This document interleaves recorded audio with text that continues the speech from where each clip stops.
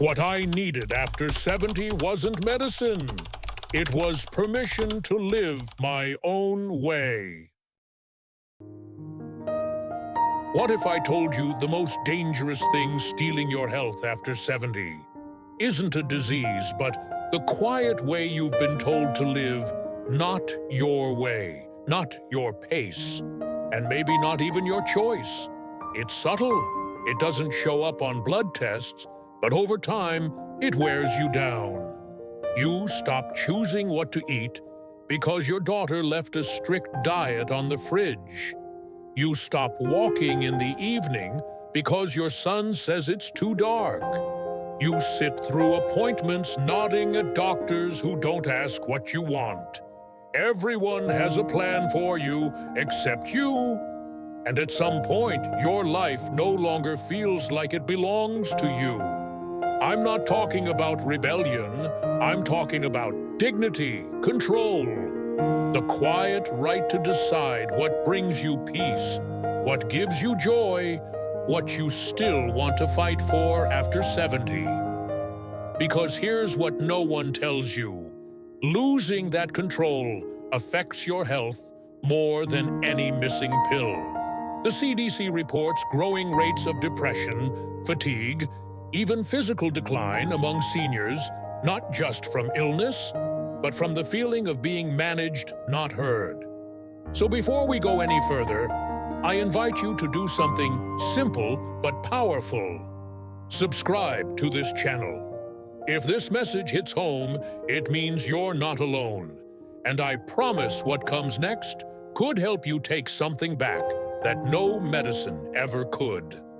Let me ask you something. Which one sounds more dangerous to your health after 70A? A chronic illness you're treating with medication B. A life where you no longer make any meaningful decisions. Comment A or B below. I read every answer. Because what we're about to uncover isn't just about health. It's about permission. And why giving it to yourself might be the most healing thing you'll ever do. Once I began to see how much of my life was being lived on someone else's terms, I started noticing something even more unsettling: the unspoken rules we've quietly accepted as we age. They don't come in pill bottles or medical charts. No one prescribes them. But they are everywhere, and they're hurting us far more than we realize. These rules show up in the way we stop asking for what we want, in how we shrink ourselves to avoid being a burden, in how we silence our emotions because we don't want to make others uncomfortable. And the more we follow them, the more disconnected we become, not just from the people around us, but from ourselves. I call them invisible prescriptions. And they're far more dangerous than they appear, because we don't even realize we're taking them. No doctor ever said, "Don't express your needs." No family member sat us down and ordered us to stop dreaming. But somehow, over time, we swallowed these messages anyway, and they show up in small but powerful ways. You hesitate to share your true feelings at the dinner table because you don't want to sound ungrateful. You cancel a walk you were looking forward to because your adult children said it might be too cold. You hold your tongue at appointments even when you're uncomfortable with the treatment because the doctor knows best. These behaviors may seem harmless on the surface, but research from Harvard and the National Institute on Aging shows that loss of autonomy, identity, and self-expression in later life directly contributes to physical decline, faster aging, higher inflammation levels, and even increased risk of early death. We were never meant to live as passengers in our own lives, and yet, without realizing it, many of us have internalized these silent instructions. Don't make trouble. Be grateful even if you're unhappy. Don't be a burden. Your time for purpose is over. Just follow what others say it's safer. But what if these beliefs aren't signs of wisdom or humility? What if they're quiet poisons? What if the thing making us weaker isn't aging, but obedience? This isn't about blaming others. It's about becoming aware. Because until we name these invisible prescriptions, we can't stop taking them. And we can't begin to heal what's silently been draining our strength. Now let me show you the 5 most common of these hidden prescriptions. Ones I believe every senior should recognize and reject before it's too late. Once I could clearly see the invisible pressures shaping my decisions, I began to wonder how much of my daily life was actually mine. That question kept returning to me, especially in quiet moments, staring out the window in the afternoon, or sitting through another appointment where I was spoken to like a checklist, not a person. But awareness is only the first step. What comes next is far harder, deciding what to do about it. And not everyone gets there on their own. I remember meeting someone whose story gave me clarity. His name was Mark, a retired carpenter, 74 years old, living just outside of Santa Barbara. He had the kind of calm presence that made people lean in when he spoke. But behind that calm was a man who had nearly given up on living with any real spark. Mark had spent the first few years of retirement trying to do everything right. He followed his doctor's advice, took the recommended vitamins, kept a regular routine, and even moved in with his daughter so she could help care for him. On paper, it all looked ideal, safe, responsible, structured. But inside, Mark felt like a guest in his own life. His choices were slowly being replaced by caution. His days were managed, not lived.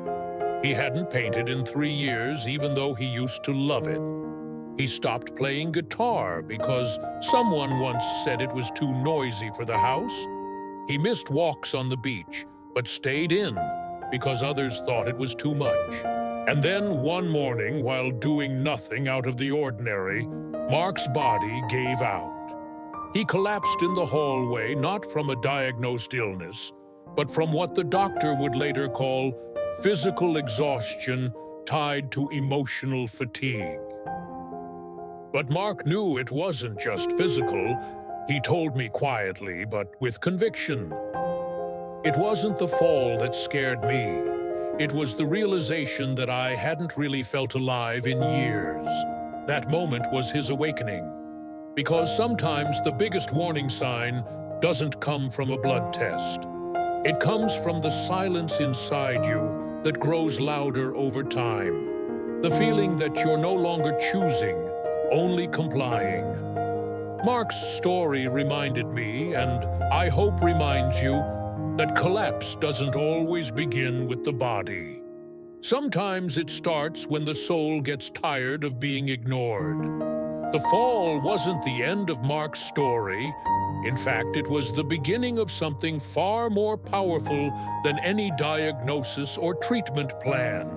Because after years of being told what was best for him, he finally asked a question that changed everything.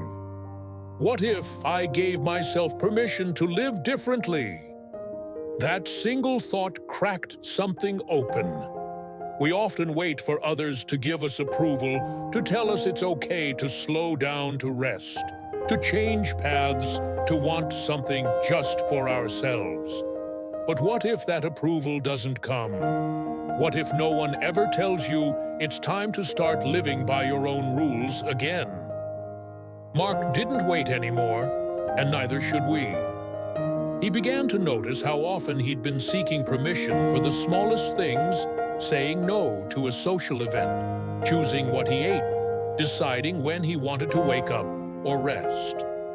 Not because he couldn't choose, but because somewhere along the way he'd learned that his preferences no longer carried weight. The truth is, many older adults find themselves in this quiet surrender, not out of weakness, but out of habit.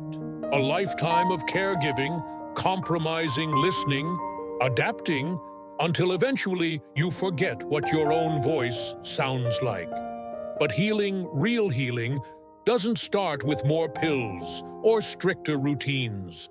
It begins the moment you allow yourself to become the authority of your own life again. It's not about rebelling. It's about remembering. Remembering that your time is still yours, that your joy matters, that your choices, no matter how small, still shape your days. And that's what Mark did. Not in some grand act of defiance, but through a quiet, intentional shift. He started to reclaim pieces of himself, one small decision at a time. It wasn't about proving anything to anyone. It was about reconnecting to who he was before the world started speaking louder than his own instincts. And that's when things began to change, not just in how he felt emotionally, but in how his body responded too. Less fatigue, better sleep, a return of curiosity and even playfulness. Because when the spirit feels free, the body often follows. The journey back to yourself doesn't require permission from a doctor, a family member, or society. It only requires one thing: your willingness to say yes to yourself. Let me show you how Mark did it. 4 simple but profound permissions he gave himself that turned his life around. When we begin giving ourselves permission to live more freely, something unexpected happens. We stop just existing, and we start listening to our longings, our memories, our unmet needs. Not everything changes overnight, but one decision leads to another, and slowly a new kind of energy returns. For Mark, that shift became clearer with each small act of ownership. Saying no without guilt, painting again without needing to justify it, smiling at strangers without worrying if they'd think he was odd.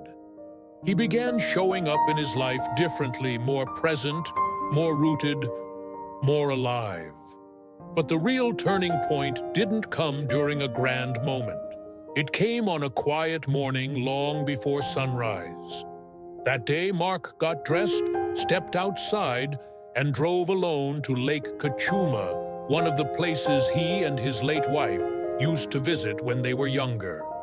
The roads were still empty, the air crisp. He parked near the water, sat on a worn wooden bench, and just breathed.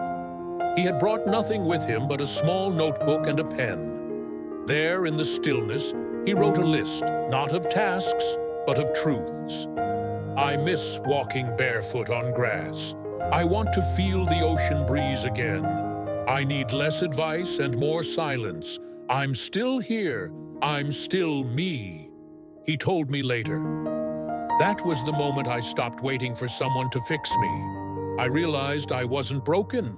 I was just buried. That's the shift we often forget as we age. The goal isn't to go back to who we were.